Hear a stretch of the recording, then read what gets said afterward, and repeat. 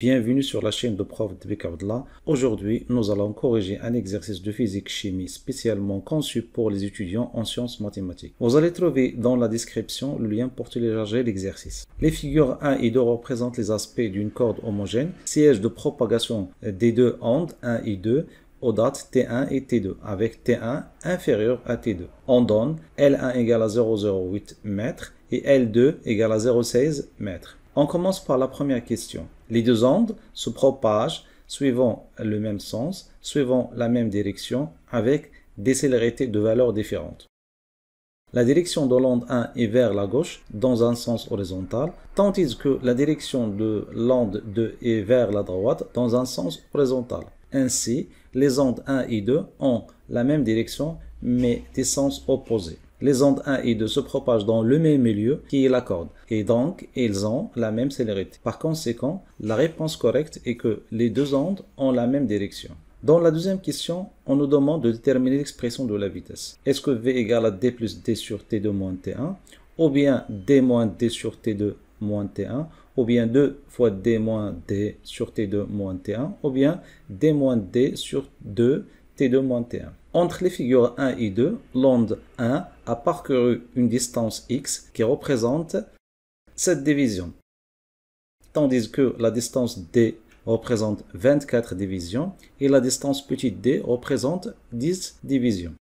En calculant d moins d sur 2, nous trouvons que cela est équivalent à 7, qui est la valeur de la distance x. Ainsi, l'expression correcte de la vitesse est v égale à d moins d sur 2 T2 moins T1. Soit T initial et T final, les dates des instants respectifs de début et de fin de chevauchement des deux ondes. Détermine l'expression de la durée de chevauchement, delta T qui est égal à T final moins T initial, en fonction de L1, L2 et V. Lorsque l'onde 1 et l'onde 2 se rencontrent, cela marque le début du chevauchement à l'instant T initial. À l'instant T final, l'onde 1 a dépassé l'onde 2, ce qui constitue la fin du chevauchement à l'instant T final. Pour répondre à la troisième question, considérons le repère OXY suivant et prenons le moment où l'onde 1 passe par le centre O comme origine du temps. L'équation horaire de l'onde 1 s'écrit x1 égale à v fois t plus x1 à l'instant t égale à 0. Avec x1 à l'instant t égale à 0 égale à 0. On déduit donc que x1 égale à v fois t. L'équation horaire de l'onde 2 s'écrit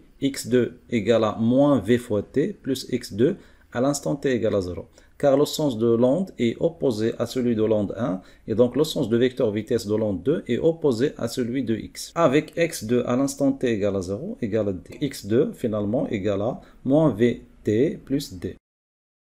À l'instant t initial, x1 égale à x2. Donc v fois t initial égale à moins v fois t initial plus d. Alors v fois t initial plus v fois t initial égale à d. Ça veut dire que 2 fois v fois t initial égale à d. Donc finalement, t initial égale à d sur 2v.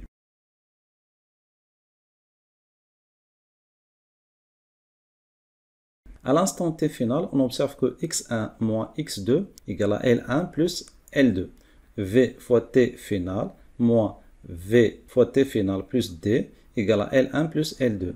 Donc v fois t final plus v fois t final moins d égale à L1 plus L2. Alors, 2v fois t final égale à L1 plus L2 plus d. Finalement, t final égale à L1 plus L2 plus d sur 2v.